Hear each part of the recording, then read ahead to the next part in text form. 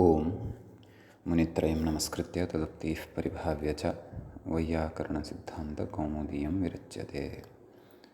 सर्वेभ्यः श्रोतृभ्यः नमः। अस्माभिः गतपाठे यद्यत् पठितं तद् एकवारं स्मरामः। वैयाकरणसिद्धान्तकौमुदी इत्याख्यस्य ग्रन्थस्य तत्र संज्ञाप्रकरणे वयं भवामः। तस्य प्रकरणस्य तत्र 19 पाठः गतपाठः अस्माभिः पठितः।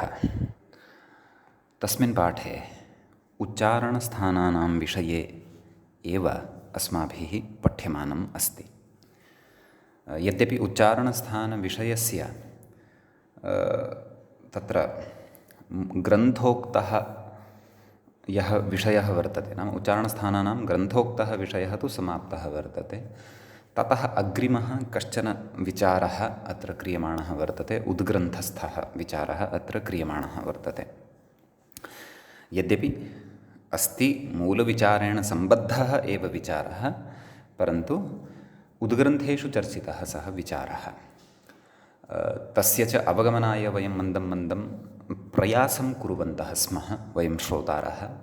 कुतः इति चेत् अधुना आरभ्य एव अस्माभिः व्याकरणगतचर्चानां यत् अग्रिमं स्वरूपं वर्तते, शास्त्रार्थस्य यदग्रिमं स्वरूपं वर्तते, कथं पूर्वोत्तरपक्षादिकम् अत्र भवति, तद् मनसि संस्थाप्य अधुना आरभ्य एव अस्माकं मनसः तत्र चिन्तनस्तरस्य वर्धनम् ईषत् कर्तव्यं वर्तते इति कृत्वा मध्ये मध्ये व्याख्याता एतादृशान् विचारान् क्वचिदेव, न सर्वत्र, क्वचिदेव वदन् भविष्यति, भवतु नाम। तर्हि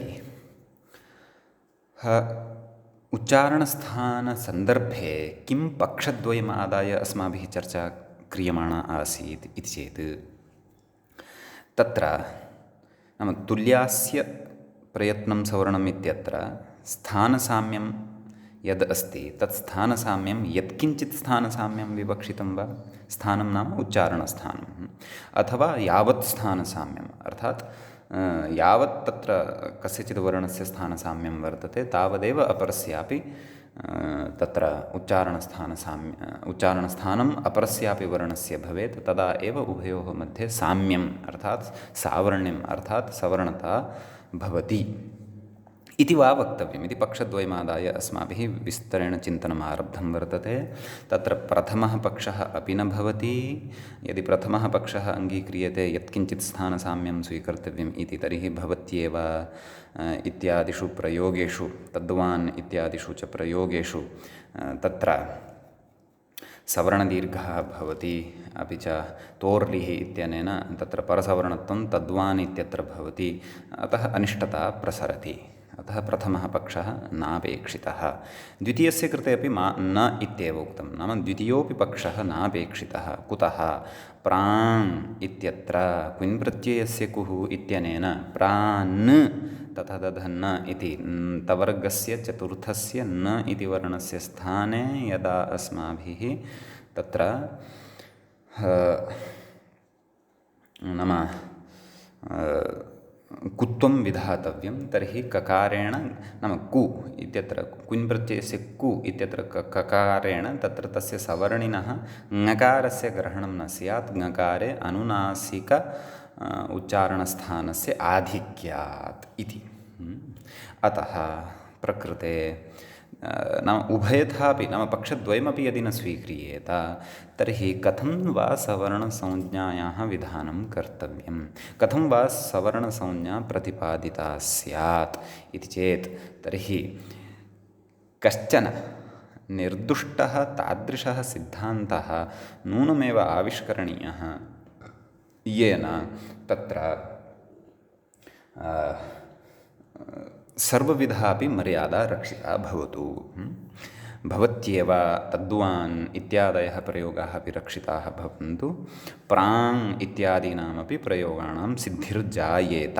तदर्थं कश्चन तत्र काचित् युक्तिः तत्र अवश्यम् अस्माभिः ज्ञातव्या वर्तते अथवा ऋषीणां सिद्धान्तगता दृष्टिः का वर्तते सा दृष्टिः अस्माभिः अत्र कर्तव्या वर्तते। अतः तदर्थम् अग्रे व्याख्याता कथयन् अस्ति।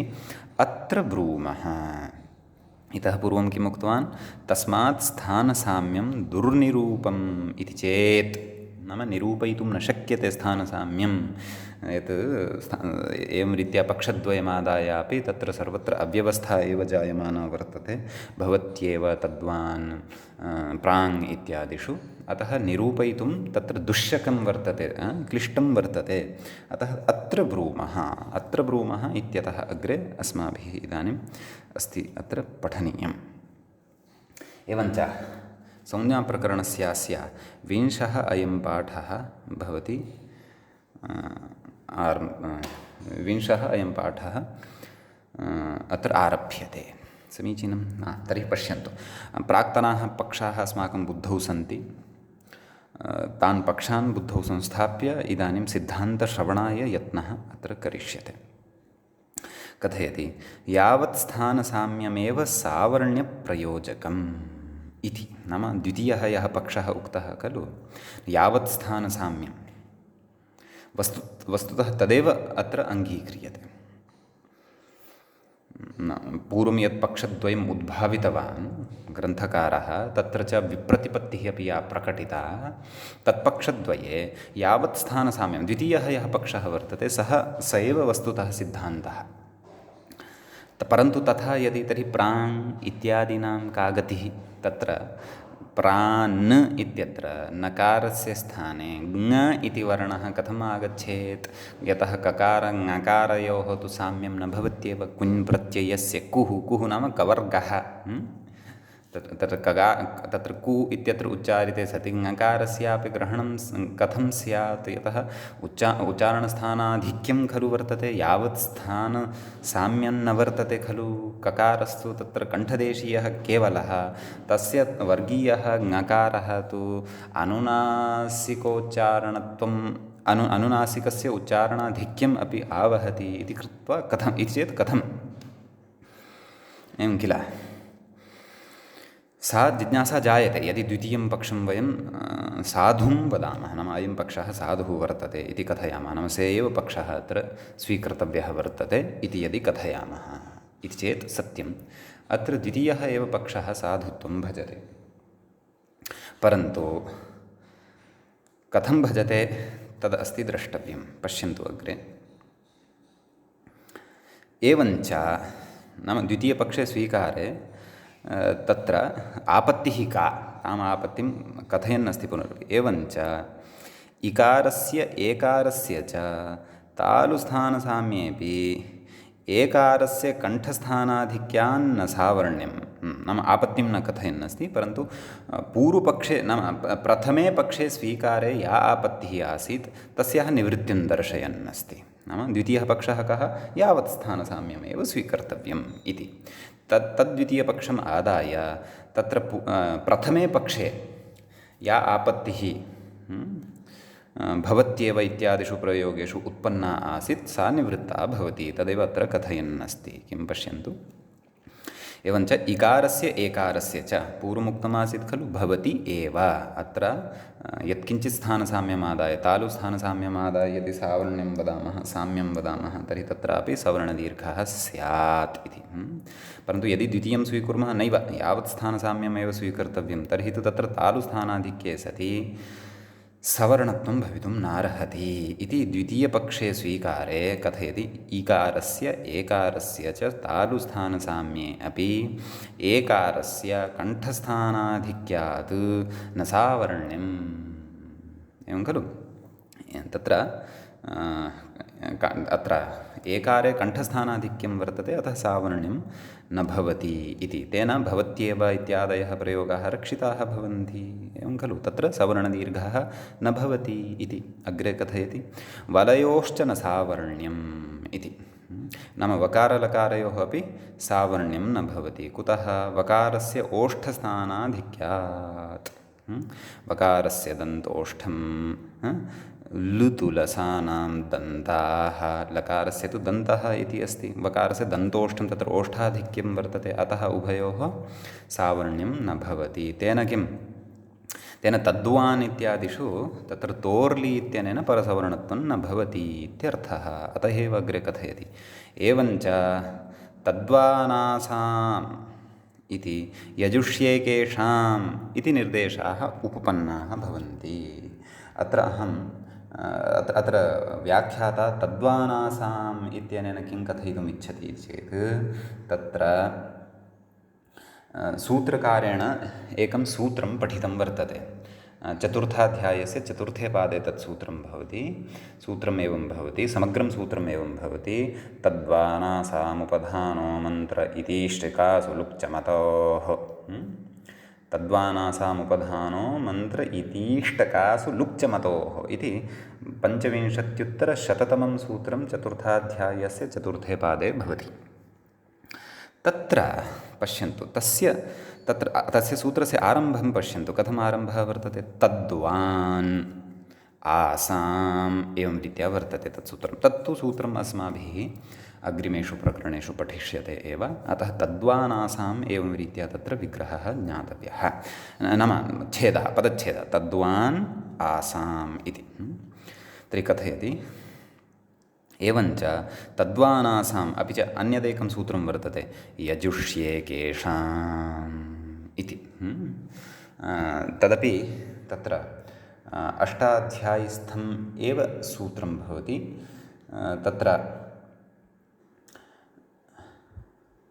अष्टाध्याय्यां तत् सूत्रं अष्टमाध्यायस्य तृतीयपादस्य 4+100 सूत्रं भवति। तस्य पदच्छेदः कथं भवति, यजुषि एकेषाम्, यजुषि इति तत्र सप्तमी विभक्तेः एकवचनं भवति, एकेषाम् इति तत्र षष्ठी विभक्तेः बहुवचनं भवति। द्वयोः मध्ये तत्र यण् भवति, यथा भवति एव, भवत्येव इति यण् भवति, तद्वद् यजुषि एकेषां, यजुष्येकेषाम् इति यण् भवति इत्यर्थः। समीचीनम्। एवं तर्हि तत्र एते निर्देशाः उपपन्नाः भवन्ति। किं कथयति व्याख्याता, पश्यन्तु, एवञ्च तद्वानासां यजुष्येकेषाम् इत्यादि निर्देशाः उपपन्नाः, नाम एतेषाम् उपपत्तिः जायते, नाम सिद्धिः जायते। एते ये निर्देशाः सन्ति ते प्रक्रियानुसारेणपि तत्र रक्षिताः भवन्ति, नाम स्वयं सूत्रकारेण कृताः एते प्रयोगाः। तद्वान् इत्यत्र किं न भवति, परसवर्णत्वं न भवति। तद् वान् इत्यत्र तोर्लिः इत्यनेन परसवर्णं न भवति। यच्च परसवर्णं यत्किञ्चित् स्थानसाम्यमादाय जायमानम् आसीत् तस्य निवृत्तिः भवति। केन, यदा वयं द्वितीयं पक्षं स्वीकुर्मः, यावत् स्थानसाम्यमेव तत्र ग्राह्यम् इति। एवं यजुष्येकेषां, यजुष्येकेषाम् इति साक्षात् भवत्येव एतादृशः प्रयोगः वर्तते। भवति एव, भवत्येव, यजुषि एकेषां, यजुष्येकेषाम् इति भवति। अतः यजुष्येकेषाम् इत्यपि सूत्रकारेण यः प्रयोगः कृतः, सः अपि प्रयोगः उपपन्नः भवति, नाम सिद्धः भवति, रक्षितः भवति, मर्यादायां भवति। अपि च सूत्रकारस्य एते प्रयोगाः अपि अत्र ज्ञापकाः भवन्ति। तद्वानासाम् इत्यस्मिन् सूत्रे तद्वान् इति सूत्रकारेण यः प्रयोगः कृतः, अपि च यजुष्येकेषाम् इत्यत्र यजुषि एकेषाम् इत्यत्र सवर्णदीर्घः न कृतः, परन्तु यणम् एव सः कृतवान्। अतः तस्य एषा प्रवृत्तिः अपि एतं विषयं ज्ञापयति यत् प्रकृते तत्र नाम यत्किञ्चित् स्थानसाम्यमादाय सावर्ण्यं नोच्येत, अन्यथा सः तद्वान् इत्यत्र परसवर्णं कुर्यात्। अपि च यजुष्येकेषाम् इत्यत्र सः यणं न कुर्यात्, दीर्घं कुर्यात्, परन्तु तथा तु न भवति खलु।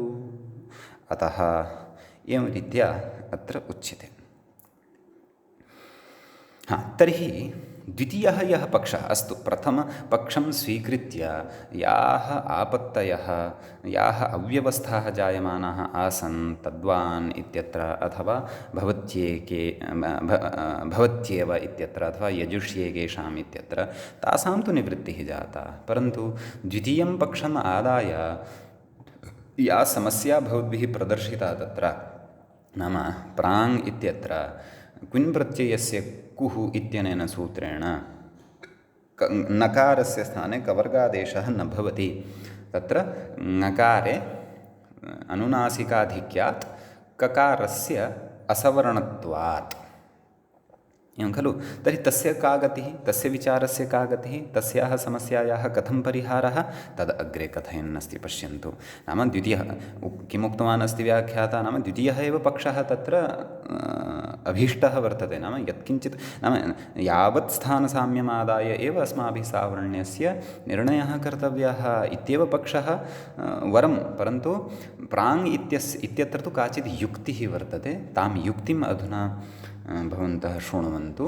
तां युक्तिं पुरस्कृत्य एव भवन्तः ज्ञास्यन्ति, तां युक्तिं ज्ञात्वा एव भवन्तः अवगमिष्यन्ति यत् कथं द्वितीयः पक्षः नाम पूर्णतया उभयोः वर्णयोः यदा स्थानसाम्यं भवति तदैव तत्र सवर्णत्वं ग्राह्यं।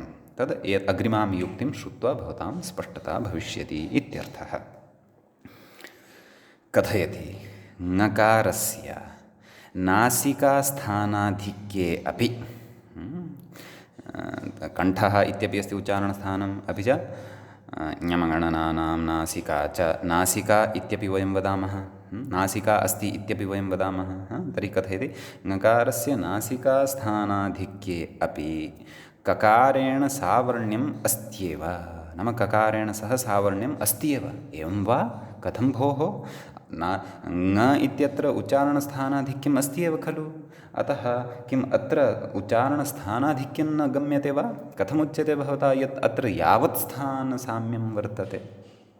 नाम ककारः कण्ठस्थानीयः अस्ति, ङकारः अपि केवलकण्ठस्थानीयः एव स्यात्, तदा खलु अत्र वयं वक्तुं शक्नुमः यत् यावत् स्थानसाम्यं प्रकृते वर्तते। परन्तु ङकारे तु नासिकाधिक्यश्रवणं खलु जायते इति चेत् कथयति न, तथा न। किं कथयन् अस्ति पश्यन्तु, न तथा न। नाम ङकारस्य नासिकास्थानाधिक्ये अपि ककारेण सावर्ण्यम् अस्ति एव इत्येव तत्र भवद्भिः सिद्धान्तः ज्ञातव्यः इति कथयति। कथं तत्र युक्तिः अधुना अग्रे प्रदर्श्यते। किं कथयति, आस्य भवस्थानसाम्यस्य एव सावर्ण्यप्रयोजकत्वात् इति। नाम आस्य भवञ्चैतत् स्थानसाम्यञ्च आस्य भवस्थानसाम्यं कर्मधारयः वर्तते, तस्य आस्य भवस्थानसाम्यं नाम आस्ये नाम मुखे, मुखे आस्ये भवमिति आस्यमित्युक्तं खलु, नाम मुखे यत् स्थानसाम्यं भवति तदेव स्थानसाम्यं सावर्ण्यस्य प्रयोजकत्वं भजते। नाम सावर्ण्यं निर्णेतुम् आस्ये विद्यमानम् एव नाम मुखे विद्यमानम् एव स्थानसाम्यं गृह्यते इत्यर्थः। कथयति नासिकायाश्च आस्य अनन्तर्गतत्वात्। पश्यन्तु अवधानेन, अत्रैव अस्ति किं समाधानं। नासिका या वर्तते सा आस्ये नान्तर्भवति इति। नाम तत्र आस्यम् इति यद्यपि मुखम् इत्युच्यते सत्यं, पूर्वं सामान्यतया अस्माभिः उक्तमपि आसीत् यत् अत्र मुखे नेत्रं भवति, नासिका भवति, चिबुकं भवति, कपोलौ स्तः, दन्ताः सन्ति इत्यादि इत्यादि। परन्तु प्रकृते इतोपि आस्यस्य विशिष्टः अर्थः अस्माभिः ज्ञातव्यः वर्तते। आदौ तु स्पष्टतया कथयन् अस्ति नासिकायाश्च आस्य अनन्तर्गतत्वात्। नाम नासिका या भवति सा नासिका आस्ये नान्तर्भवति, आस्ये तस्याः अन्तर्भावः न भवति इति। किं कथं भवता उच्यते नासिका इति आस्ये नाम मुखे नान्तर्भवति इति? तत्र प्रमाणं ददाति अधुना। उक्तञ्च भाष्ये महाभाष्ये महर्षिः पतञ्जलिः इत्थं कथयति। किं कथयति?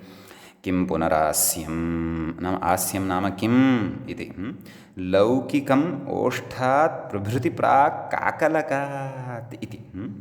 नाम आस्यं किं ज्ञातव्यं तद् भवन्तः पश्यन्तु। लौकिकम् आस्यं किं पुनरास्यं तत्र कथयति लौकिकं नाम यथा लोके व्यवह्रियते तद्वदेव। नाम ओष्ठात् प्रभृति, नाम ओष्ठादारभ्य अस्माकम् ओष्ठभागः यः वर्तते प्राक् काकलकात् इति। नाम काकलकं यावत् यावान् भागः वर्तते सः भागः आस्यम् इत्युच्यते। तर्हि अस्तु, ओष्ठात् प्रभृति नाम ओष्ठादारभ्य इति तु अवगम्यते, परन्तु किमिदं काकलकं? यदा काकलकं ज्ञातं भविष्यति तदा एव अग्रिमः विषयः अपि स्फुटतां यास्यति। तदर्थम् अग्रे कथयति, काकलको नाम चुबुकस्य अधस्तात् ग्रीवायाम् उन्नतप्रदेशः इति कैयटः। कैयटः काकलकस्य एवं रीत्या तत्र अर्थं कथयति। कैयटाचार्यः एकः महान् वैयाकरणः, व्याकरणस्य पितामहः इत्युच्यते, यस्य प्रामाण्यं नव्याः वा भवन्तु, प्राचीनाः वा भवन्तु, तत्र वैदिकाः वा भवन्तु, अवैदिकाः वा भवन्तु, ये केऽपि वा भवन्तु, तेषां कैयटः परमं प्रमाणं भवति। सर्वेपि अपि च वस्तुतः पाणिनेः हृदयं महाभाष्यकारं विना अवगन्तुं न शक्यते। महाभाष्यकारः यः पतञ्जलिः, महाभाष्यकारस्य पतञ्जलेः हृदयम् अस्माभिः प्रवेष्टव्यं भवति। सः किं वक्तुम् इच्छति ततः परमेव पाणिनेः अभिप्रायः विस्तरेण स्पष्टः भवति। महाभाष्यकारश्च यदि अवगन्तव्यः केनचन तर्हि अस्माभिः कैयटः अवश्यमेव पठनीयः भवति। वस्तुतः यद्भवन्तः अधुना एतत् सिद्धान्ततया पठन्तः सन्ति, अत्र कौमुद्यां वा अथवा प्राचीनव्याकरणक्रमे भवन्तः यत् तत्र काशिकादिषु यत् सूत्रार्थादिकं यत् पश्यन्ति तत्सर्वमपि कैयटस्य परिश्रमः इति वक्तव्यं। वस्तुतः महाभाष्ये भाषा सरला अस्ति सत्यं, परन्तु सरलायां भाषायाम् अतीव गूढः सिद्धान्तः तत्र उपनिबद्धः भवति। सामान्यः अध्येता तस्य सिद्धान्तस्य नाम इदमित्थन्तया अयं सिद्धान्तः विवक्षितः महाभाष्यकारस्य इति निर्णेतुं सामान्यस्य कदाचित् तत्र नाम स्वयं न प्रभवति। मया नाम अत्र अयं सिद्धान्तः विवक्षितः वर्तते। अतः महाभाष्यकारस्य व्याख्यातुः कैयटस्य तत्र महत् नाम तत्र अतीव प्रामाण्यं स्वीक्रियते। पश्यन्तु, कैयटेन महाभाष्यस्य व्याख्या लिखिता, तत्र प्रदीपव्याख्या इति भवति महाभाष्यस्य प्रसिद्धा। नागेशः यः नव्यव्याकरणे प्रसिद्धः पण्डितः, यस्य नव्येषु अन्तिमं प्रामाण्यं स्वीकुर्वन्ति जनाः, सः साक्षात् महाभाष्यस्य व्याख्यां न कृतवान्। पश्यन्तु, नागेशः अपि सः महाभाष्यस्य या प्रदीपव्याख्या वर्तते, या कैयटेन रचिता, तस्याः प्रदीपव्याख्यायाः व्याख्यां लिखितवान् अस्ति। नागेशः कौमुद्याः व्याख्यानं यद् लिखितवान् शब्देन्दुशेखरः, सः तु भिन्नः विषयः, भिन्नः ग्रन्थः, परन्तु नागेशस्य भाष्यम् आदाय अपि व्याख्यानं वर्तते। अर्थात् भाष्यस्य व्याख्यायाः व्याख्यानमपि नागेशेन कृतं वर्तते। तस्याः व्याख्यायाः नाम वर्तते उद्योतः इति। अतः नाम एतत् प्रसङ्गवशात् कैयटस्य नाम प्रथमतया अधुना आगतम् इति कृत्वा तद्विषये मया तस्य किञ्चिदत्र परिचयः दत्तः। विस्तरेण तु अग्रेपि पठिष्यते अस्माभिः। तत्रापि महाभाष्यस्य प्रथमः व्याख्याता कैयटः इत्यपि नास्ति। महाभाष्यस्य प्रथमः व्याख्याता यः वर्तते, यः महर्षेः पतञ्जलेः साक्षात् शिष्यः, नाम महर्षिं पतञ्जलिं गुरुम् इति कथयति, सः महापुरुषः भगवान् भर्तृहरिः भवति। भर्तृहरिणा सर्वादौ तत्र महाभाष्यस्य ग्रन्थस्य व्याख्यानं यल्लिखितं तद्व्याख्यानं भाष्यदीपिका इति नाम्ना प्रसिद्धं वर्तते। अद्यापि तद् लोके लभ्यते, अस्माकं सविधे अपि वर्तते। अतः प्राचीनाः बहवः नाम परन्तु तेन तत्र किञ्चित् लाघवेन सा व्याख्या लिखिता वर्तते इति कृत्वा यद्यपि महत्त्वं तस्याः नितान्तं वर्तते, वैयाकरणाः अधिकजिज्ञासायै भर्तृहरिमहोदयस्य एव व्याख्यानं पश्यन्ति, ततः परं कैयटादीन् पश्यन्ति। अतः कैयटः तत्र भर्तृहरिम् अनुसृत्य ततः पश्चात् महाभाष्यस्य व्याख्यानं लिखितवान् इति कश्चन क्रमः। अस्तु, भर्तृहरिविषये अपि महती प्रसिद्धिः वर्तते, महापुरुषः सः, तद्विषयेपि मध्ये चर्चा कदाचित् आगमिष्यति यदि वदिष्यामः। सद्यः कैयटस्य प्रसङ्गः उपस्थितः इति चेत् तत्र किञ्चित् मया उक्तम्। तर्हि कैयटः किं कथयति नाम काकलकः नाम कः भवति, को अर्थः काकलकस्य, तद्विषये कैयटः कथयति। काकलको नाम चिबुकस्य अधस्तात्, अस्माकं चिबुकं भवति खलु हिन्दीभाषायां ठोडि इति वदामः, अधस्तात् ग्रीवायाम् उन्नतप्रदेशः अस्माकं ग्रीवाया वर्तते, नाम कण्ठभागः यः वर्तते, कण्ठे विद्यमानः ग्रीवाभागः यः वर्तते, तस्मिन् उन्नतभागः भवन्तः यदि चिबुकात् स्पृशन्तः अधः गच्छन्ति कण्ठदेशे ग्रीवायां, तर्हि तत्र मध्ये कश्चन उन्नतभागः लभ्यते, किञ्चित् बहिः आगतः भवति। पुरुषाणां तु सः भागः स्फुटतया दृश्यते, महिलानां कदाचित् तथा स्फुटतया न दृश्यते, परन्तु भवति तासामपि सः भागः किञ्चिदिव उन्नतः। अतः सः भागः तत्र सः उन्नतप्रदेशः नाम ग्रीवायां विद्यमानः सः उन्नतप्रदेशः काकलकः इत्युच्यते। विशेषेण अर्थाय कोशः अपि तत्र द्रष्टुं शक्यते इति कैयटः नाम इति कैयटाचार्यः कथयति। तर्हि किं भाष्यस्य पुनः पूर्वं या पङ्क्तिः अत्र उक्ता तां पङ्क्तिं पश्यन्तु। किं पुनरास्यं लौकिकम् ओष्ठात् प्रभृति प्राक् काकलकात्, नाम अत्र आस्यं यद्वर्तते तद् ओष्ठात् नाम अस्माकम् ओष्ठौ यौ स्तः ततः आरभ्य काकलकं यावत् यावान् भागः वर्तते स एव भागः अत्र आस्यत्वेन परिगण्यते। समीचीनम्। अतः तत्र नासिका नान्तर्भवति। नासिका तु क्व ओष्ठादारभ्य काकलकं यावत् मध्ये नासिका नास्ति, नासिका तु उपरि अस्ति। अतः उच्चारणस्थानानि आदाय यत्र सवर्णत्वम् अङ्गीकर्तव्यं, यत्र सवर्णत्वस्य असवर्णत्वस्य वा विचारः यत्र कर्तव्यः अस्ति अस्माभिः, तत्र नासिकायाः तत्र प्राधान्यं न भवति, परन्तु ओष्ठयोः आरभ्य काकलकं यावत् यावान् भागः तत्र विद्यमानेषु उच्चारणस्थानेषु यदि समानता वर्तते वर्णेषु, तर्हि तादृशानां वर्णानामेव तत्र सवर्णसंज्ञा वक्तव्या। एवञ्च कथयति अग्रे, किं कथयति, तस्मात् आस्य भव यावत् स्थानसाम्यं सावर्णप्रयोजकम् इति। नाम अतः नाम तस्मात् आस्य भव यावत् स्थानसाम्यमेव अत्र स्वीक्रियते, नाम आस्ये एव तत्र वर्णानाम् उच्चारणस्थानानि परिगणय्य एव तत्र उच्चारणस्थानम् अङ्गीक्रियते। एवं चेत् ककारः यः वर्तते तस्य उच्चारणस्थानं कण्ठः, ङकारः यः वर्तते तस्य उच्चारणस्थानमपि कण्ठः इति। नासिकायाः सावर्ण्ये नासिका इति उच्चारणस्थानम् अस्ति, नास्ति इति नाङ्गीकुर्मः, परन्तु सावर्ण्याय तत्र आस्ये भवं नाम आस्ये भवानि यानि अथवा आस्ये सन्ति यानि उच्चारणस्थानानि तानि एव तत्र ग्राह्यानि, ततः बहिर्भूतानि न ग्राह्यानि इत्यस्ति कश्चन अत्र विचारः। अतः ककारस्य ङकारस्य च मितः निश्चयेन तत्र सवर्णसंज्ञा भवत्येव, तुल्यास्य प्रयत्नं सवर्णम् इत्यनेन। तत्र ङकारः अनुनासिकः इति नासिका इति उच्चारणस्थानरूपा वर्तते, परन्तु नासिका अपि उच्चारणस्थानसाम्याय अथवा सवर्णसंज्ञायै अपेक्षिता वर्तते इति तुल्यास्य प्रयत्नं सवर्णं न कथयति। कुतः?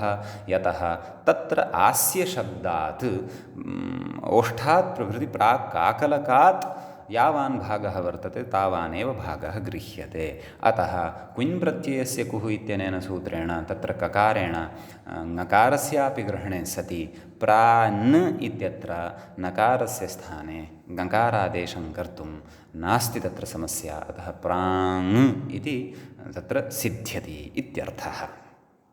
अतः इदानीम् आहत्य कः सिद्धान्तः अस्माकं पुरतः वर्तते यत् यावत् स्थानसाम्यं नाम यस्य नाम ययोः यस्मिन् वर्णजाले मिथः पूर्णतया तत्र स्थानस्य साम्यं भवति तादृशं स्थानसाम्यमेव सावर्ण्याय ग्राह्यम् इति सिद्धान्तः तत्र आविष्कृतः भवति। तेन प्राङ् इत्यादयः प्रयोगाः अपि रक्षिताः भवन्ति। अपि च भवत्येव तद्वान् यजुष्येकेषाम् इत्यादीनां प्रयोगाणाम् अपि सिद्धिर्जायते, तत्रापि अनिष्टता प्रसूता न भवति इत्यर्थः। समीचीनम् इति अस्ति विषयः एतावान् अत्र उच्चारणस्थानसम्बद्धः। इतः अग्रे वयम् अग्रिमेषु विचारेषु प्रवेक्ष्यामः। व्याख्याता किं कथयन्नस्ति क्व नयन्नस्ति इति पश्यामः। मन्ये भवद्भिः यः विचारः श्रुतः तत्र यैः पूर्वमेव केचन नाम यानि यानि सूत्राणि अत्र आगतानि तेषाम् अपि च यानि यानि उदाहरणानि अत्र आगतानि तेषाम् ईषद्वा प्राक्परिचयः यदि पूर्वम् अस्ति तर्हि अत्र विद्यमानः विचारः अवगतः स्यात् इति अहं भावयामि। तथापि यदि तत्र काचित् समस्या स्यात् अथवा कश्चन प्रश्नः स्यात् भवन्तः वैयक्तिकरूपेणापि मया सह चर्चां कर्तुं शक्नुवन्ति। यैः पूर्णतया नावगतः तेषां बुद्धौ कश्चन तु संस्कारः वाक्यार्थविषयपरकः उद्भूतः स्यादेव इति मम अस्ति विश्वासः। भवतु, इदानीम् अग्रे गच्छामः। किं कथयति व्याख्याता? ननु तुल्यास्य सूत्रे प्रयत्नशब्देन प्रशब्दबलात् आभ्यन्तरयत्नो विवक्षितः इति स्थितम्। नाम तुल्यास्य प्रयत्नं सवर्णम् इति एवं खलु। तत्र प्रयत्न इति शब्दः पठितः खलु, एवं किल। तत्र प्रशब्दबलात् नाम प्रशब्दः यः तत्र प्रयुक्तः वर्तते यति प्रयत्ने इत्यस्मात् धातोः तत्र नङ् इति प्रत्ययः क्रियते। यजया च यत विच्छप्रच्छरक्षो नङ् इति एकं सूत्रम् अग्रे पठिष्यते। तेन नङ् इति प्रयत्नः, प्रश्नः, यज्ञः, यत्नः इत्यादीनि रूपाणि तेन सिद्ध्यन्ति। तद् वयम् अग्रे पठिष्यामः। एवञ्च प्रकृते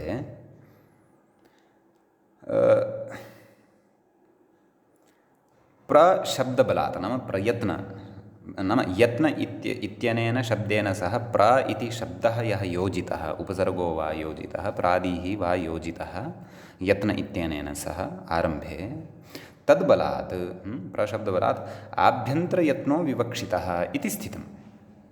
नाम आभ्यन्तरप्रयत्नस्य तत्र विवक्षा वर्तते। आभ्यन्तरप्रयत्नः विवक्षितः इति कृत्वा तत्र प्र इति उपसर्गः योजितः वर्तते इति तुल्यास्य प्रयत्नं सूत्रे अयं विचारः स्थितः। नाम अयं विचारः तत्र क्रियते वैयाकरणैः। अयं विचारः भाष्यादिषु अथवा अन्यत्र व्याख्यासु अथवा अन्यत्र सिद्धान्ततया उक्तः स्यात् इति कृत्वा व्याख्याता अत्र कथयन् अस्ति। नाम प्र इति योजनेन तत्र आभ्यन्तरप्रयत्नः विवक्षितः वर्तते इति स्थितम्। अस्तु, तत्र कथयति तत्र आभ्यन्तरत्वविशेषणं किमर्थम् इति। नाम आभ्यन्तरत्वविशेषणं किमर्थं कर्तव्यं? साक्षात् नाम सूत्रार्थः कथं कृतः? तुल्यास्य प्रयत्नं सवर्णम् इत्यस्य ताल्वादिस्थानम् आभ्यन्तरप्रयत्नश्च इति। नाम मूले तु आभ्यन्तर इति नास्ति, परन्तु आभ्यन्तरप्रयत्नः अत्र प्र इति बलात् तत्र विवक्षितः शब्दबलात् आभ्यन्तरप्रयत्नः आभ्यन्तरयत्नः तत्र विवक्षितः इति यदुच्यते तत्सत्यं, परन्तु आभ्यन्तरत्वविशेषणं तत्र किमर्थं दत्तं न वा? ताल्वादिस्थानम् आभ्यन्तरप्रयत्नश्च इत्युक्तं खलु। साक्षात् प्रयत्नः इत्येव कुतः न उच्येत? प्रयत्नस्य कृते आभ्यन्तर इति विशेषणं कुतः दत्तं? सः विचारः अत्र वर्तते। तत् कथयति, व्यावर्त्याभावात्, नाम विशेषणं तदा खलु दातव्यं यदि कस्यचित् व्यावर्तनं कर्तव्यं भवति। व्यावर्तनं नाम पृथक्करणं कर्तव्यं भवति, अथवा कस्यचित् अपाकरणं कर्तव्यं भवति, तदा विशेषणं दीयते खलु। विशेषणस्य लक्षणमेव इदं वर्तते। अन्यस्य व्यावर्तकत्वं, स्वापेक्षस्य स्वभिन्नस्य अपरस्य कस्यचित् व्यावर्तनम् अथवा व्यावर्तकत्वं यस्य वर्तते तद् विशेषणं भवति। उच्यते अपि इतरव्यावर्तकत्वं विशेषणत्वं, नाम अन्यस्य निवृत्तिं करोति यत् तद् विशेषणं भवति। यथा नीलः घटः, सामान्येन घटः इति वदामः। घटः इति वदामः चेत् सर्वेपि घटाः गृहीताः भवन्ति घटशब्देन। नीलः घटः इत्युच्यते यदि, तर्हि सः घटः कीदृशः? नाम नीलवर्णीयः। तर्हि तत्र कृष्णवर्णीयानाम् अथवा हरितवर्णीयानां श्वेतवर्णीयानां वा घटानां निवृत्तिः जायते, व्यावर्तनं जायते, पार्थक्यं जायते। केवलस्य नीलस्य एव घटस्य तत्र ग्रहणं भवति नील इति विशेषणसामर्थ्यात्। अतः विशेषणं सर्वदापि इतरव्यावर्तकत्वं भवति। तर्हि प्रकृते अपि प्रयत्नस्य कृते, प्रयत्न इति शब्दाय आभ्यन्तर इति विशेषणं यद्दत्तं सूत्रार्थकरणसमये तद् किमर्थं दत्तं? यतः कथयति व्यावर्त्याभावात्, यत्किमपि व्यावर्त्यमेव नास्ति। विशेषणं व्यावर्तकं भवति, यस्य व्यावर्तनं क्रियते तद्व्यावर्त्यं भवति। यथा नीलः घटः उक्तमेव। नीलः इति विशेषणं तत्र व्यावर्तकं भवति। व्यावर्त्याः के भवन्ति? हरितश्वेतादयः अन्ये वर्णाः, येषां निवृत्तिः क्रियते, येषां पृथक्करणं क्रियते इत्यर्थः। एवं चेत् प्रकृते प्रयत्नस्य कृते आभ्यन्तर इति विशेषणं यद्दत्तं तद् विशेषणम् आभ्यन्तर इति विशेषणं कस्य व्यावर्तकम्?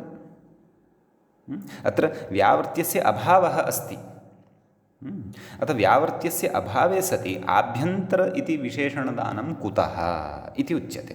इत्यत आह, किम् आह? यत्नो द्विधा। नाम यत्नः द्विविधः वर्तते, तत्र विशेषणदाने अस्ति रहस्यं। नाम एकः तत्र मूले उक्तं खलु, यत्नो द्विधा आभ्यन्तरो बाह्यश्च इति। नाम आभ्यन्तरः अपि च बाह्यः, एवं रीत्या द्विधा यत्नः भवति। अतः आभ्यन्तर इति विशेषणदानेन अत्र व्यावर्त्यं नास्ति किमपि इति न चिन्तनीयं। व्यावर्त्यम् अत्र अस्ति। तद्व्यावर्त्यं किं? ते व्यावर्त्यरूपाः के चेत् बाह्यप्रयत्नाः भवन्ति। यतः नीलघटः इत्युच्चार्यते सति नीलस्य ग्रहणं भवति, श्वेतादीनां व्यावर्तनं भवति।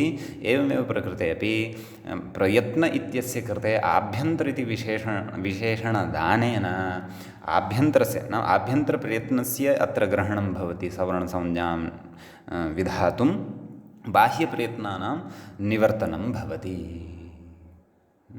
अतः नाम सवर्णसंज्ञायाः निर्णयं कर्तुं बाह्यप्रयत्नानाम् अपेक्षा नास्ति इति अत्र उच्यते।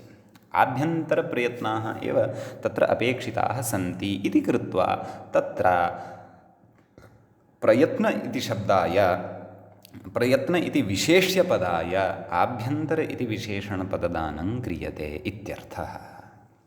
समीचीनम् इति भावः वर्तते। अतः व्यावर्त्यम् अत्र किमपि नास्ति इति न चिन्तनीयं। व्यावर्त्यम् अस्ति एव। कुतः? यतः प्रयत्नाः द्विधा वर्तन्ते इति। समीचीनम्। आभ्यन्तरप्रयत्नाः, बाह्यप्रयत्नाश्च। तत्र मूले उक्तं यत्नो द्विधा इति। तत्र पाठः द्विधा दृश्यते। अतः फुट्नोट् मध्ये भवन्तः पुस्तके द्रष्टुं शक्नुवन्ति। यदि मोतिलाल् बनारसिदास् इति प्रकाशनं भवतां हस्ते अस्ति तत्र अधः लिखितं प्रयत्नो द्विधा एवं रीत्यापि पाठः वर्तते। यत्नो द्विधा एवं रीत्यापि पाठः अस्ति। यत्नशब्देन प्रयत्नार्थः अपि गृहीतः दृश्यते, अतः यत्नो द्विधा इत्यपि पाठः दृश्यते। समीचीनं। तर्हि आहत्य भावः अवगतः खलु?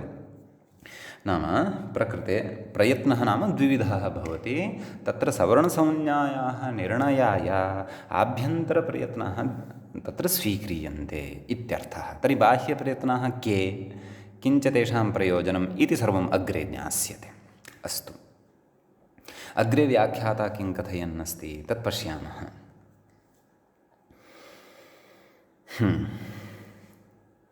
यत्नानाम् आभ्यन्तरत्वं बाह्यत्वं च यद् द्विधा उक्तं खलु, नाम यत्नाः द्विधा, यत्नो नाम प्रयत्नः इत्येव भवन्तः अवगच्छन्तु।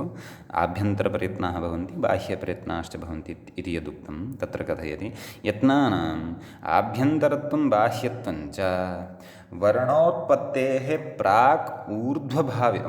प्रागूर्ध्वभावित्वम् इति पाणिन्यादिशिक्षासु स्पष्टम् इति। अस्याः पङ्क्तेः अभिप्रायं कथयामि। नाम प्रयत्नाः ये भवन्ति ते कीदृशाः भवन्ति, कुत्र अन्तर्भावः भवति इति चेत् तद्विषये किञ्चित् कथयन्नस्ति सः। नाम यत्नानाम् अर्थात् प्रयत्नानां ये आभ्यन्तरप्रयत्नाः वर्तन्ते, बाह्यप्रयत्नाश्च ये वर्तन्ते, तेषां यत्नानाम् आभ्यन्तरत्वं बाह्यत्वम् अर्थात् आभ्यन्तरत्वं नाम आभ्यन्तरप्रयत्नत्वं, बाह्यत्वं नाम बाह्यप्रयत्नत्वं च वर्णोत्पत्तेः नाम वर्णोत्पत्तिः या वर्तते ततः प्राक् ऊर्ध्वभावित्वं नाम प्राक् अत्रापि यथासङ्ख्यसम्बन्धः वर्तते। नाम प्राक् वर्णोत्पत्तेः प्राक् यत्नानाम् आभ्यन्तरत्वं भवति, वर्णोत्पत्तेः ऊर्ध्वम् अर्थात् वर्णोत्पत्तेः अनन्तरं वर्णानां बाह्यत्वं भवति इति पाणिन्यादिशिक्षासु स्पष्टं। पाणिन्यादिशिक्षासु एषः विचारः तत्र उक्तः भवति इत्यर्थः। इतोपि सरलीकृत्य वदामि एतां पङ्क्तिं। नाम सर्वेषां वर्णानां किञ्चन विशिष्टं धर्मद्वयम् अस्ति। आभ्यन्तरप्रयत्नत्वं बाह्यप्रयत्नत्वं च अथवा आभ्यन्तरत्वं बाह्यत्वं च। तत्र वर्णोत्पत्तिः यदा जायते तदा तत्र वर्णोत्पत्तेः प्रागेव कश्चन यत्नविशेषः यः अस्माकं जायते मुखे, सः यत्नविशेषः आभ्यन्तरयत्नः वर्तते। सः यत्नविशेषः कदा जायते? वर्णोत्पत्तेः किञ्चिदिव प्राक् सः यत्नविशेषः आभ्यन्तरप्रयत्नः इत्युच्यते। वर्णोत्पत्तेः अनन्तरं यः यत्नविशेषः ईषद्वा जायते सः यत्नविशेषः बाह्ययत्नः अथवा बाह्यप्रयत्नः इत्युच्यते। अयमेव आशयः अस्याः पङ्क्तेः वर्तन्ते। पुनः पश्यन्तु, यत्नानाम् आभ्यन्तरत्वं बाह्यत्वं च वर्णोत्पत्तेः प्रागूर्ध्वभावित्वं। तत्र प्राग् इत्यस्य सम्बन्धः आभ्यन्तरत्वम् इत्यनेन सह, ऊर्ध्वम् इत्यस्य सम्बन्धः बाह्यत्वम् इत्यनेन सह। अतः प्रागूर्ध्वभावित्वं नाम तदा तद्भवति इति सः प्रयत्नः वर्णोत्पत्तेः किञ्चिदिव पूर्वं यद्भवति सः प्रयत्नः बाह्यप्रयत्नः अथवा तद्बाह्यप्रयत्नत्वं वर्णोत्पत्तेः किञ्चिदिव नाम अनुक्षणमेव अथवा अनुच्चारणमेव यः प्रयत्नविशेषः भवति सः प्रयत्नविशेषः बाह्यप्रयत्नः भवति इति पाणिन्यादिषु शिक्षासु उक्तं वर्तते इति सामान्यतया। नाम तेषां क्व गतिः भवति, कस्याम् अवस्थायाम् इमे प्रयुज्यन्ते तद्विषये किञ्चित् अस्यां पङ्क्तौ उक्तं। समीचीनम्। अग्रे कथयति आद्य इति अर्थात् मूले द्रष्टव्यं। मूले किं कथयति? आद्यश्चतुर्धा। नाम आद्यः यः यत्नः वर्तते सः चतुर्धा वर्तते, चतुःप्रकारकः वर्तते इत्यर्थः। आद्यः कः? यौ द्वौ पूर्वं परिगणितौ। कौ परिगणितौ? आभ्यन्तरः बाह्यश्च। तयोः मध्ये यः आद्यः वर्तते सः इत्यर्थः। समीचीनम्। आद्यः इति कथयति आभ्यन्तरयत्नः इत्यर्थः अथवा आभ्यन्तरप्रयत्नः इति वा वक्तुं शक्यते समीचीनम् अग्रे कथयति कथं चातुर्विध्यम् इत्यतः आद्यश्चतुर्धा चतुर्धा इत्युच्यते तर्हि चातुर्विध्यं कथं नाम चत्वारः प्रकारः अस्य कथम् इति तत् कथयति मूले किं स्पृष्टेति कथयति किं स्पृष्टे षट्स्पृष्टविवृतसंवृतभेदात् अर्थात् प्रथमः आभ्यन्तरप्रयत्नः कः स्पृष्ट प्रयत्नः द्वितीयः कः ईषत्स्पृष्ट आभ्यन्तरप्रयत्नः तृतीयः कः विवृतः आभ्यन्तरप्रयत्नः चतुर्थः कः संवृतः आभ्यन्तरप्रयत्नः इत्यर्थः समीचीनम् अग्रे कथयति कस्य कः प्रयत्नः इत्याकाङ्क्षायां तद्व्यवस्थापकशिक्षावचनानि पठति नाम वर्णाः सन्ति वर्णानामेव ये केऽपि वर्णाः सन्ति तेषां वर्णानामेव आभ्यन्तरप्रयत्नाः भवन्ति एवं किल एवं चेत् अपि च तेषाम् एव वर्णानां बाह्यप्रयत्नाः अपि भवन्ति परन्तु कस्य वर्णस्य कः प्रयत्नः इति आकाङ्क्षा जायते खलु इति ज्ञातुं काचित् तत्र जिज्ञासा उत्पद्यते अथवा प्रश्नः उत्तिष्ठति खलु इति चेत् तद्व्यवस्थापकशिक्षावचनानि पठितानि नाम शिक्षावचनेषु तत्र ऋषिभिः शिक्षावचनैः तत्र ऋषिभिः नाम सूक्ष्मतया उक्तं वर्तते नाम येषां वर्णानाम् एते प्रयत्नाः एते आभ्यन्तरप्रयत्नाः भवन्ति इति एते वा बाह्यप्रयत्नाः भवन्ति इति बाह्यप्रयत्नानां विषये अग्रे पठिष्यामः समीचीनं कथयति तत्रेति तेषु मध्ये इत्यर्थः तेषु मध्ये इत्यत्र किञ्चित् पाठः मम लुप्तः वर्तते मध्ये इति यदि अस्ति एकारः अत्र अस्ति एकक्षणम् अहं किञ्चित् अत्रैव पाठभेदं पश्यामि पाठभेदे सति अत्र पाठभेदः अस्ति मम सविधेयकः आं तत्र गोपालदत्तपाण्डेवर्येण सम्पादिते बालमनोरमायाः पाठे एवमेव अस्ति तेषु मध्य इति मध्य नाम तत्र शाकल्यलोपपूर्वकम् इदम् उक्तं वर्तते तेषु मध्य इति तर्हि तत्र मध्ये इति वक्तव्यं वस्तुतः अयं प्रयोगः न युज्यते अयं दुष्टः प्रयोगः तेषां मध्ये इति वक्तव्यं मध्य योगे तत्र षष्ठीविभक्तेः अत्र प्रयोगः कर्तव्यः इति एचिघ्रस्वादेशे इति सूत्रस्य व्याख्यानावसरे दीक्षितेनापि प्रयुक्तस्य एकस्य प्रयोगस्य तस्मिन् मध्ये इत्यस्य प्रयोगस्य खण्डनं कृतं वर्तते तत् खण्डनं युज्यते अपि यदा वयम् एच इघ्रस्वादेशे इति सूत्रं पठिष्यामः तदा एव सः विषयः तत्र अस्माकं स्फुटः भविष्यति भवतु नाम तर्हि तेषु मध्ये इति यदि उक्तं वर्तते तर्हि अत्र असङ्गतिः वर्तते इत्येव वक्तव्यं तेषां मध्ये इति वक्तव्यम् अस्तु कथमसङ्गतिः अस्ति इति पश्चात् अग्रिमेषु प्रकरणेषु अस्माभिः विस्तरेण पठिष्यते समासादिषु वा अथवा अन्यत्र वा भवतु नाम तत्रेति तत्रेति तर्हि तेषां मध्ये इत्यपि यदि अस्माभिः उच्यते अत्र पाठः यद्यपि बालमनोरमाकारस्य तु पाठः तेषु मध्ये इत्येव वर्तते भवतु तर्हि मूले द्रष्टव्यं तत्रेति मूले उक्तं खलु तत्र स्पृष्टं प्रयतनं स्पर्शानाम् इति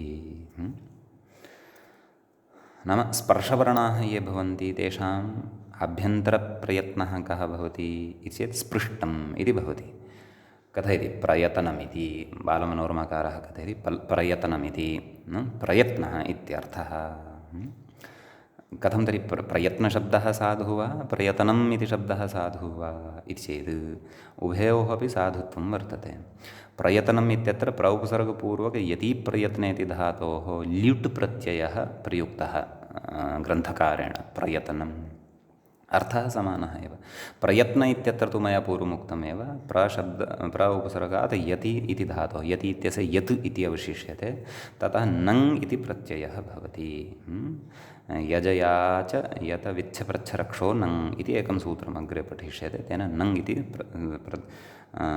प्रत्यये सति प्रयत्नः, यथा प्रश्नः यज्ञः इति भवति तद्वत् प्रयत्नः इत्युच्यते इत्यर्थः। समीचीनम्। एवं तर्हि तत्र स्पृष्टं प्रयतनं स्पर्शानां, नाम प्रयतनम् इति वा प्रयत्नः इति वा उभयोः अर्थः समानः, प्रत्ययभेदः तावदेव भवतु। अग्रे कथयति स्पर्शादि शब्दान् अग्रे व्याख्यास्यति। नाम किमुक्तं, चतुर्विधाः आभ्यन्तरप्रयत्नाः उक्ताः खलु। तत्र प्रथमः आभ्यन्तरप्रयत्नः स्पृष्टः इत्युक्तः खलु। तर्हि अथवा स्पृष्टम् इत्युक्तं, प्रयत्नं चेत् स्पृष्टं, प्रयत्नः चेत् स्पृष्टः, एवं रीत्या लिङ्गव्यवस्थां जानन्तु भवन्तः। अर्थस्तु समानः, लिङ्गभेदः भवति तावदेव, प्रत्ययभेदात्। अस्तु, तर्हि तत्र स्पृष्टं प्रयत्नं स्पर्शानां, नाम स्पर्शवर्णाः ये वर्तन्ते तेषां प्रयत्नम् अथवा तेषां प्रयत्नः यः भवति सः स्पृष्टः भवति, अथवा प्रयत्नं स्पृष्टं भवति इति। तर्हि स्पर्शादिवर्णाः के सन्ति इति अधुना न कथयन्नस्ति, किञ्चित् अग्रे गत्वा वदिष्यति। ततः पूर्वम् अन्ये केचन विषयाः वक्तव्याः सन्ति, तान् विषयान् उक्त्वा अग्रे कथयिष्यति, नाम स्पर्शवर्णाः के भवन्ति इति। परन्तु एतत्तु बुद्धौ अस्माभिः अवश्यं स्थापनीयं यत् स्पर्शवर्णाः ये सन्ति तेषाम् आभ्यन्तरप्रयत्नः कः इत्येतत् स्पृष्टः इति तु बुद्धौ अस्माभिः स्थापनीयं। तत्र यदा वयं स्पर्शवर्णान् पठिष्यामः तत्रापि वयं स्मरिष्यामः, चिन्ता मास्तु। तथा यावत् शक्यं वयं बुद्धौ स्थापयामः। अथवा तत्समये पठनसमये विस्मृतिः यदि भवति तर्हि पुनः अत्र आगत्य द्रष्टव्यम्, अथवा तत्रैव स्मारयिष्यते। भवतु। अग्रे कथयति ह्रस्वस्य वर्णस्य न, एषः तु अग्रिमः एव विषयः। मूले इतोपि किमपि उक्तमस्ति तत् पश्यामः। ईषत् स्पृष्टम् अन्तस्थानाम् इति मूले उक्तम् अस्ति। नाम अन्तस्थवर्णाः ये वर्तन्ते तेषाम् अन्तस्थवर्णानाम् आभ्यन्तरप्रयत्नः ईषत् स्पृष्टः भवति, अथवा आभ्यन्तरप्रयतनम् ईषत् स्पृष्टं भवति इत्यर्थः। समीचीनम्। अग्रे किमुक्तवान्? विवृतम् ऊष्मणां स्वराणां च। नाम ऊष्माणः ये वर्तन्ते वर्णाः, स्वराः च ये वर्तन्ते तेषाम् आभ्यन्तरप्रयत्नः कः भवति? विवृतः, अथवा आभ्यन्तरप्रयतनं किं भवति? विवृतम् इति भवति। समीचीनं। गतपङ्क्तौ गतवाक्ये किमुक्तम्? ईषद् स्पृष्टम् अन्तस्थानां। तर्हि अन्तस्थवर्णाः के भवन्ति इत्यपि वयम् अग्रे ज्ञास्यामः। एवमेव ऊष्माणः वर्णाः के भवन्ति, स्वराश्च के भवन्ति इत्यपि मूले एव अग्रे वक्ष्यति। यद्यपि स्वराः के भवन्ति इति सामान्येन वयं जानीमः, ऊष्माणः के सन्ति इत्यपि वयं यद्यपि अस्माकं पूर्वज्ञानवशात् जानीयामः, परन्तु ग्रन्थक्रमानुसारेण तु अग्रे एव आगमिष्यति, अग्रे एव कथयिष्यते यत् ऊष्माणः के, स्वराः च के इति। समीचीनम्। अग्रे व्याख्याता किं कथयति पश्यन्तु। ह्रस्वस्यावर्णस्य संवृतम् इत्यन्वयः। नाम ह्रस्वस्य अवर्णस्य संवृतं भवति इति मूले मूले मूले पश्यन्तु। नाम तत्र मूले या पङ्क्तिः उक्ता वर्तते तत्र समन्वयनं पश्यन्तु इति। इदानीं चतुर्धा खलु आभ्यन्तरप्रयत्नाः उक्ताः। स्पृष्टः इति आभ्यन्तरप्रयत्नः केषां? स्पर्शानाम्। ईषत् स्पृष्टः केषाम्? अन्तस्थानां। विवृतं केषाम्? अथवा विवृतः आभ्यन्तरप्रयत्नः केषाम्? ऊष्मणां स्वराणां च। अवशिष्टः चतुर्थः। चतुर्थः कः? संवृतः आभ्यन्तरप्रयत्नः अथवा आभ्यन्तरप्रयतनं संवृतं चतुर्थं भवति इति।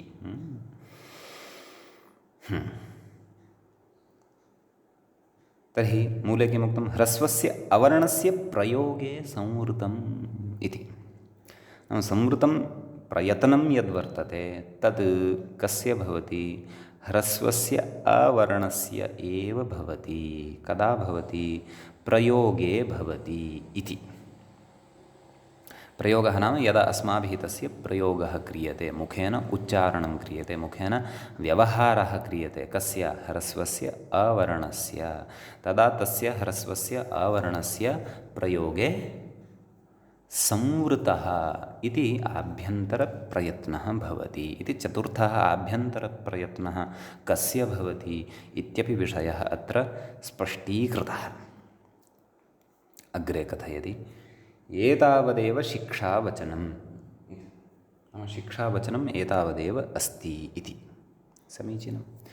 अस्तु, तर्हि एते चत्वारः आभ्यन्तरप्रयत्नाः केषां केषां वर्णानां भवति इति सामान्येन ज्ञातं। नाम स्पर्शवर्णानां भवन्ति, स्पर्शवर्णानां भवन्ति, अन्तस्थवर्णानां भवन्ति, ऊष्मणां स्वराणां च भवन्ति, ह्रस्वस्य अवर्णस्य च भवन्ति।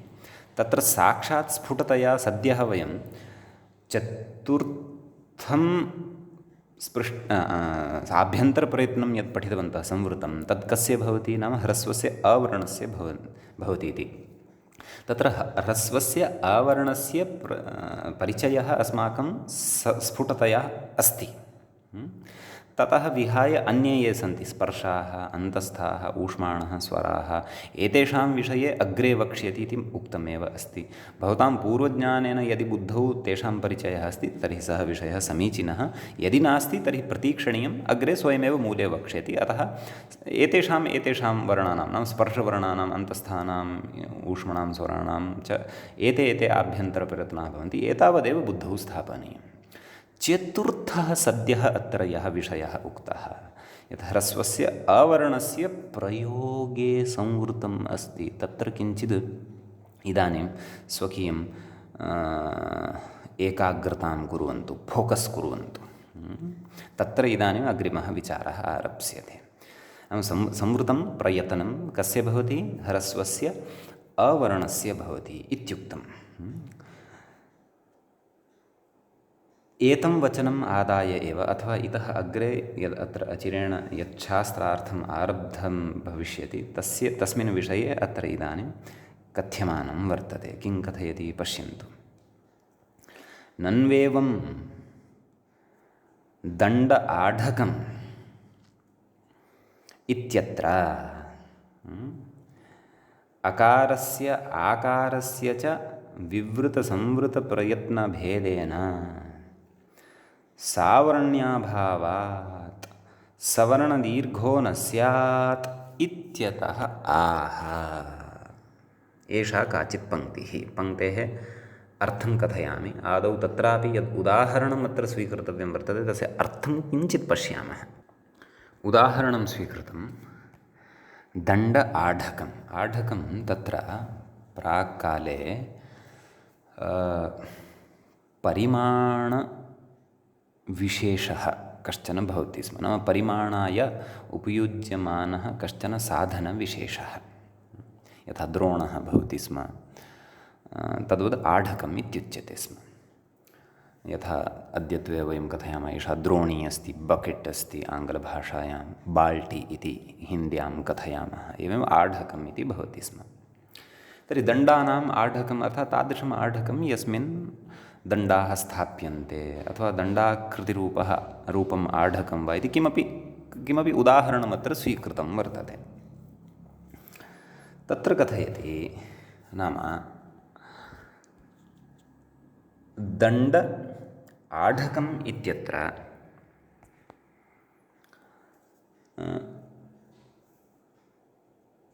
अकारस्य आकारस्य च, दण्ड इत्यत्र डकारोत्तरवर्ति अकारः, डकारात् परः सत्यं, डकारोत्तरवर्ति अकारः वर्तते, तस्य अकारस्य आकारस्य नाम आढकम् इत्यत्र यः वर्तते आकारः आद्यः वर्णः तस्य च।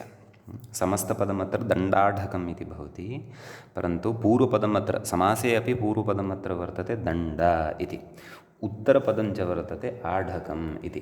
पूर्वपदस्य अन्तिमं पदं भवति अकारः, आढकम् इति उत्तरपदस्य पूर्ववर्णः भवति आकारः। समीचीनम्।